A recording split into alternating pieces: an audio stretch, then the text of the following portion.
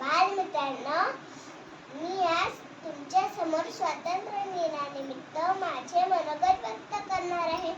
15 August 1947 ला आपल्या भारत देशाला स्वातंत्र्य मिळाले होते. म्हणजेच आपला भारत देश इंग्रजांच्या गुलामगिरीतून मुक्त झालेला. आपल्या भारत देशाला स्वातंत्र्य मिळावे म्हणून अनेकांनी बलिदान दिले. भगतसिंग, राजगुरू, सुखदेव, झाशीची राणी, मंगल पांडे अशा अनेकांनी बलिदान दिले. त्यांच्यासाठी एवढेच म्हणते, रक्ताने लिहिली ज्याने बलिदानाची गाथा, त्याच्या चरणी विनम्र माझा माथा. आपल्या देशात सर्वांना मोठेपणाने जगता येते, कारण आपल्या देशात लोकशाही आहे. आपल्या देशात अनेक जाती, धर्म, परंपरा आहे, तरी आपल्या देशामध्ये एकता आहे. मी मोठे होऊन भारत देशाची एक जबाबदार नागरिक होणार आहे. मला माझ्या देशाचा खूप अभिमान आहे.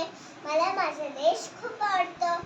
शेवटी एवढेच म्हणते, भारत भूजी आम्ही लेकरे, आम्हा तिचा अभिमान.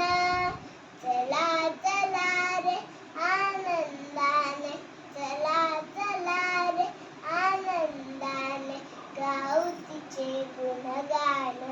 तिरंगी ध्वज हा देत आम्हाला रोज नवी प्रेरणा.